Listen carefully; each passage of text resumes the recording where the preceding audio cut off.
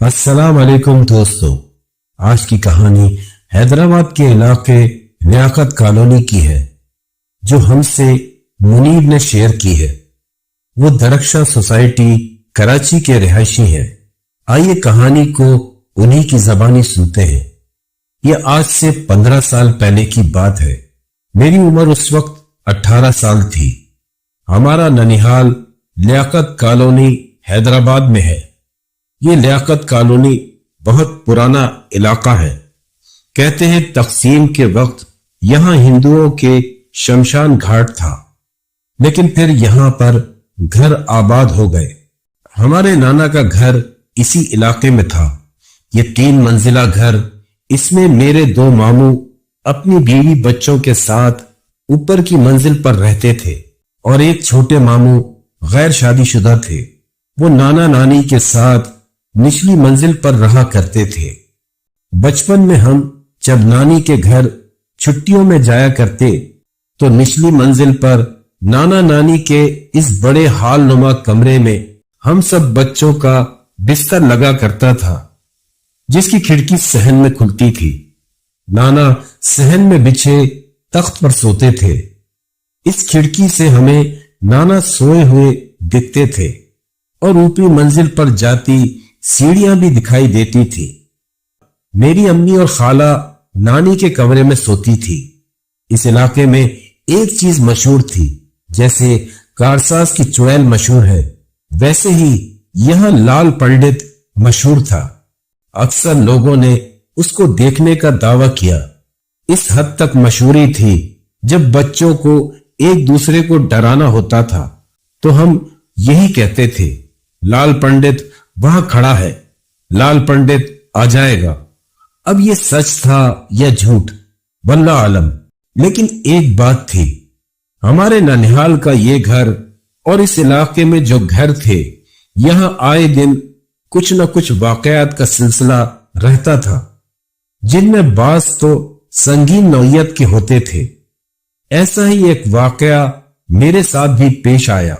लेकिन पहले मैं आपको अपने बचपन के उस दौर के उन वाकयात का बताता हूं जो मेरे हाफजे में है और कुछ हमारे बड़ों ने हमें बताए।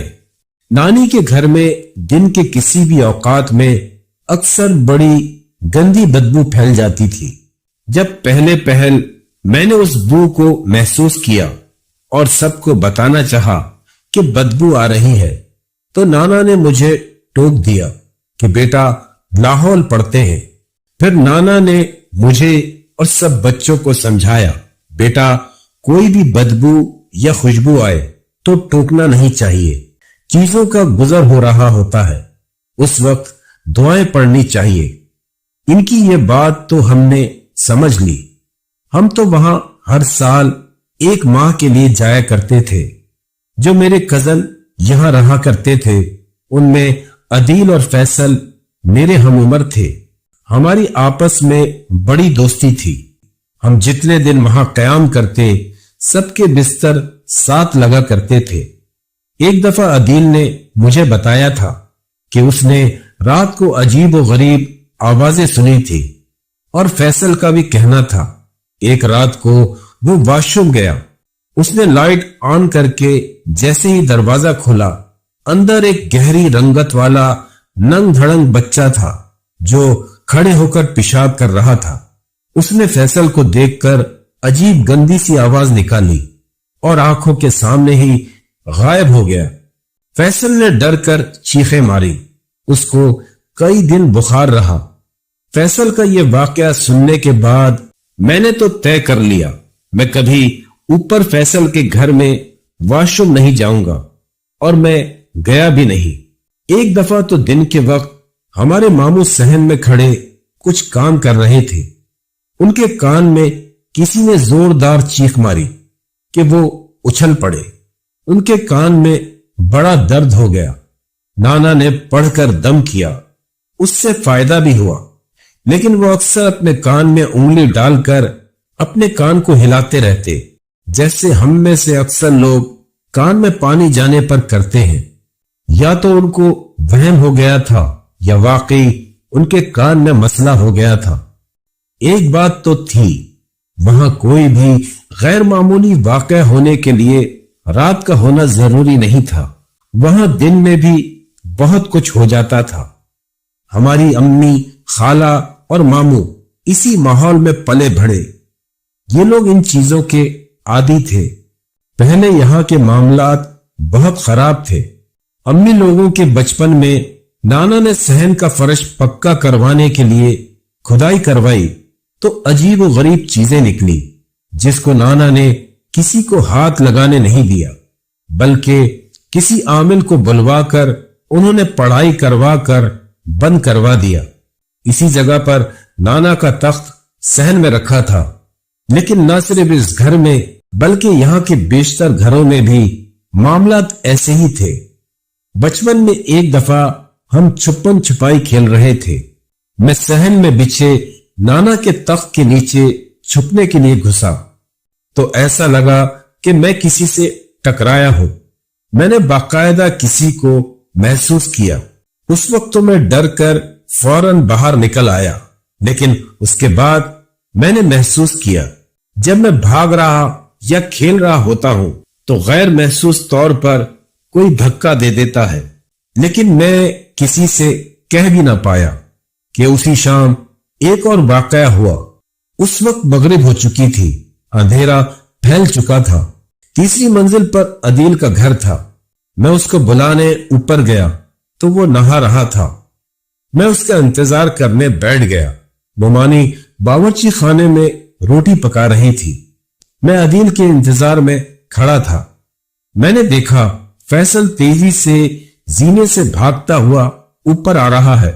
वो ऐसी आवाजें निकालता आ रहा था जैसे बच्चे एक्साइटमेंट में हाहू किया करते हैं, और वो तेजी के साथ ऊपर आकर छत पर जाने वाली सीढ़ियों से छत पर चला गया। इसके इस तरह भागते हुए ऊपर जाने ने मुझे चौंका दिया। मैं बिला सोचे समझे ये बोलता ऊपर भागा, फैसल क्या हुआ, फैसल क्या हुआ। मैं भी छत पर जा पहुंचा। अब मैं जब छत पर पहुंचता हूं तो छत अंधेरे में डूबी हुई है। कोई था नहीं वहां। मैं जोश में उसके पीछे आया था, लेकिन अब मेरी सिट्टी गुम थी। मैंने आवाज लगाई, फैसल फैसल। आवाज आई, धाड़ धाड़। वहां की छत पर कोने में एक वॉशरूम बना हुआ था। उसका लोहे का दरवाजा बंद रहता था। इसमें ये लोग काट कबाड़ रखते थे। जैसे ही मैंने फैसल को आवाज लगाई, कोने में बने इस दरवाजे से आवाज आनी शुरू हो गई, धाड़ धाड़, जैसे कोई अंदर से इसको पीट रहा हो। और फिर जिस तरह फैसल आवाजें निकालता ऊपर आया था, उससे ज्यादा जोरदार चीखें मारता मैं वहां से भागा। मैं सीधा निचली मंजिल पर चीखें मारता पहुंचा और इन चीखों में और तेजी फैसल को नीचे देख कर आ गई। जब सबको यह बात बताई, उल्टा डांट पड़ी। मैं छत पर गया ही क्यों? मैंने नाना को बताया मुझे कुछ दिन से क्या महसूस हो रहा है। नाना ने मुझे दम करवाया। मुझे बुखार चढ़ा जो कि 2-4 रोज में उतर ही गया। इस साल के बाद ऐसा हुआ कि आने वाले कुछ सालों तक हम ननिहाल छुट्टियां गुजारने नहीं गए। सब बहन भाइयों की तालीमी मसरूफियात आड़े आ जाती। अम्मी खुद ही नाना नानी के पास चली जाती। अक्सर वो लोग यहां आने लगे। यहां के डॉक्टर्स को नाना चेकअप कराने आते थे। कजन्स भी आ जाया करते, गप्पे लगाई जाती। तो इस तरह के पुराने वाकयात दोहराए जाते। कुछ नई बातें भी सुनने को मिल जाती। टेलीफोनिक राब्ते कायम रहे। वहां के हालात कम ज्यादा यूं ही चलते रहे। मेरे इंटर के इम्तिहान हुए और छोटे मामू की शादी का सिलसिला हुआ। वहां वो संगीन वाकया मेरे साथ पेश आया, जिसके बाद मैंने नाना के घर रुकने से तौबा कर ली। 5 साल के लंबे अरसे के बाद हम सब मिलकर हैदराबाद शादी में शिरकत के लिए पहुंचे। इतने टाइम बाद सब कजन्स मिले थे। खूब हल्ला गुल्ला रहा। निचली मंजिल का वो हाल नुमा कमरा छोटे मामू को दिया जा रहा था। सब मेहमानों का क़याम ऊपर की मंजिल पर ही था। हम लोगों का बिस्तर ऊपर छत पर लगा दिया गया था। ऊपर हम सुकून से सो भी गए थे। दूसरे दिन हम लोग ज्यादातर तो घर से बाहर रहे। यहां से 4 घर छोड़कर हमारे एक और रिश्तेदार रहते हैं। उनके बेटे दानियाल से मेरी अच्छी दोस्ती हो गई। वो सारा दिन मुझे घुमाता रहा, कभी गुल्लू की चाट खिलाने, कभी रेशम गली घुमाने। शादी शुरू होने में अभी 2 दिन थे। उस रात हम चारों छत पर भी काफी देर बातें करते रहे। मैंने दानियाल को कहा भी, तुम भी यहीं हमारे साथ रुक जाओ, लेकिन उसको कुछ जरूरी काम था, इसलिए वो चला गया। उस रात मैं तो बहुत थका हुआ था, लेटते ही सो गया। मेरे सोने तक फैसल और अदील बातें कर रहे थे। रात को मेरी आंख घबरा कर खुली। मैंने करवट लेकर अपने तकिए के पास पड़ी घड़ी उठाकर टाइम देखा तो 2:30 बज रहे थे। फैसल और अदील मेरे दाएं बाएं बेखबर सो रहे थे। मैं लेटे लेटे ही आसमान को देखता यही सोच रहा था, मेरी आंख क्यों खुल गई कि अचानक मेरे कान में सीटी की आवाज आई। ये सीटी की आवाज कहीं दूर से आ रही थी। इससे पहले कि मैं कुछ सोचता या उठकर बैठता, वो सीटी की आवाज तेज हो गई। उस आवाज तेज होने के साथ ही जैसे मेरे सोचने समझने की सलाहियतें मफलूज हो गई। वो आवाज लम्हा ब लम्हा बढ़ रही थी और फिर वो जैसे मेरे कान में बजने लगी। पहले उसने मेरे सोचने की सलाहियत सल्ब की और फिर मेरे सीने पर जैसे कोई वजन आ गया। उस वजन के आते ही मेरा जिस्म भी मफलूज हो गया। वो आवाज एकदम बंद हो गई। अब मेरा दिमाग काम कर रहा था, लेकिन मैं हरकत नहीं कर पा रहा था। मैं चाह रहा था मैं अपने कजन को आवाज दूं, उठकर भागूं, लेकिन मेरा दिमाग और सिर्फ मेरे हाथों और पैरों की उंगलियां हरकत कर रही थी। या बस मैं अपनी आंखों को घुमाकर इधर उधर देख सकता था। मैं खौफ के आलम में चित पड़ा था। वो चीज मेरे सीने पर वजन डालकर बैठी थी। मुझे अचानक सीढ़ियों की तरफ से किसी के कदमों की चाप सुनाई दी। मैंने अपनी आंखें घुमाई। मेरी आंखों के सामने ही तो वो दरवाजा था जिससे हम जीना चढ़कर छत पर आते थे। वहां से कोई आ रहा था। काश कोई मदद आ जाए। मैं यही सोच रहा था कि उस दरवाजे से दानियाल दाखिल हुआ। उसको देखकर मुझे हैरत और खौफ का शदीद झटका लगा। एक तो वो इतनी रात को यहां आ नहीं सकता था, दूसरे वो दानियाल तो था, लेकिन वो दानियाल नहीं था। मैं आप लोगों को कैसे बयान करूं वो क्या था। उसकी आंखें जैसे उबली पड़ रही थी, फटी फटी खौफनाक आंखें। वो हंस रहा था। उसकी बत्तीसी एक आम इंसान की बत्तीसी से डबल थी। उफ, मुझे तो यूं लगा कि मेरा आखिरी वक्त सर पर आन पहुंचा है। मैं उस वक्त को कोस रहा था जब मैंने शादी में आने की हामी भरी। इतना खौफनाक मंजर मेरी आंखों के सामने था कि मुझे यह ख्याल नहीं आ रहा था कि मैं कुछ सूरतें पढ़ लूं। वो मुझे देखता, एक एक कदम उठाता मेरे करीब आ रहा था। मुझे यह लग रहा था मेरी मौत चलकर आ रही है। मेरी आंखें सब देख रही थी और जिस्म हरकत करने से कासिर। मैं शिद्दत खौफ में बस अपनी उंगलियों को तेज तेज हिला रहा था। वो उसी तरह दांत निकालता मेरे करीब आ पहुंचा। उसने मुझे कॉलर से पकड़ लिया और बोला, आ मुनीब, तुझे घुमाने लेकर चलता हूं। आ ना मुनीब, आ। ये बोलता वो मुझे घसीटने लगा।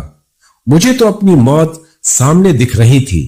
वो मेरे बेजान वजूद को घसीटने ही लगा था कि मैंने लाशऊरी तौर पर दिल ही दिल में लाहौल पढ़ना शुरू कर दिया। और बस लाहौल का पढ़ना था, जैसे वो एक झपाके से गायब हो गया। लेकिन मेरा वजूद उसी तरह अब भी मफलूज था। उसके कॉलर पकड़ के घसीटने से इतना तो हुआ था कि मैं फैसल से थोड़ा करीब हो गया था। میرا ہاتھ اس کے چہرے کے قریب تھا. میری انگلیاں حرکت کر رہی تھی. جان تو سب کو پیاری ہوتی ہے، مجھے بھی تھی. میں ہر حال میں خود کو بچانا چاہتا تھا. میرا دماغ کام کر گیا. مجھے یہی سوجھا. میں نے اپنی انگلیوں کو تیز تیز ہلانا شروع کر دیا. میری انگلیاں فیصل کے چہرے پر پڑنے لگی. یہ تو شکر تھا کہ میرا ہاتھ فیصل کے قریب تھا. عدیل کے قریب ہوتا وہ تو نیند کا اتنا پکا تھا میرے مرنے کے بعد ہی اٹھتا. عین اسی وقت وہی دانیال جو سامنے سے آیا تھا اب وہ میرے سر والے حصے کے پاس آ گیا. آ منیب چل. وہ مجھے اب کالر سے پکڑ کر اوپر کی طرف گھسیٹ رہا تھا. میرے پاس وقت کم تھا. میں نے اور تیز تیز انگلیاں فیصل کے چہرے پر مارنی شروع کر دی. اللہ کا شکر ہے کہ فیصل ہڑبڑا کر آنکھیں ملتا اٹھ بیٹھا. وہ زور سے بولا، ابے کیا ہے، سونے کیوں نہیں دے رہا؟ اس کا اٹھنا اور یہ کہنا تھا وہ دانیال غائب ہو گیا اور وہ چیز جو میرے سینے پہ سوار تھی جیسے ہٹ گئی. میں کلمہ پڑھتا اٹھ بیٹھا. میرے اس طرح سے اٹھنے پر فیصل کی پوری آنکھیں کھل گئی. میں نے اس وقت اس کو کچھ بتانا مناسب نہیں سمجھا. دوسری بات یہ تھی کہ میں کچھ بتانے کی پوزیشن میں بھی کہاں تھا. مجھے کچھ نہ بولتا دیکھ کر وہ سمجھ گیا کہ میں ڈر گیا ہوں. ارے کچھ نہیں ہوتا منیب، آیت الکرسی پڑھ سو جا. یہ کہہ کر وہ کروٹ بدل کر سو گیا. لیکن میرے دماغ میں کلک ہوا، یہ آیت الکرسی پڑھ کر سوئے تھے، اسی لیے ان کے ساتھ کچھ نہیں ہوا. میں بہت تھکا ہوا تھا، مجھے پڑھنا یاد ہی نہ رہا. میں نے آیت الکرسی تو پڑھی ہی. خود فیصل کے قریب جا گھسا اور عدیل کو گھسیٹ کر اپنے قریب کیا. وہ پوری رات میں نے ان دونوں کے بیچ میں گھس کر آیت الکرسی پڑھتے آنکھیں کھول کر گزاری. صبح کی اذانیں ہوئی تو میرے دل کو تسلی ہوئی. میں نے صبح ناشتے کے وقت اپنی نڈھال طبیعت کے ساتھ سب کو بتایا کہ میرے ساتھ کیا ہوا تھا. ہم ناشتہ کر ہی رہے تھے کہ دانیال آ گیا. اس نے سلام کے بعد یہی بولا، آ منیب چلتے ہیں. اس کے اس جملے پر میری شکل اور چھوٹی ہو گئی اور باقی سب کی ہنسی چھوٹ گئی. دانیال کو سارا قصہ پتا چلا. وہ کسی بزرگ کے پاس مجھے دم کرانے لے گیا اور میں بہتر بھی ہو گیا. اس کے بعد میں نے دانیال کے گھر ہی رک کر شادی میں شرکت کی. شکر ہے شادی خیریت سے گزر گئی. اتنے سال گزرنے کے بعد بھی میں اس واقعے کو سوچوں بھی تو مجھ پر خوف طاری ہو جاتا ہے. دوستو کہانی کیسی لگی کمنٹ سیکشن میں ضرور بتائیے گا.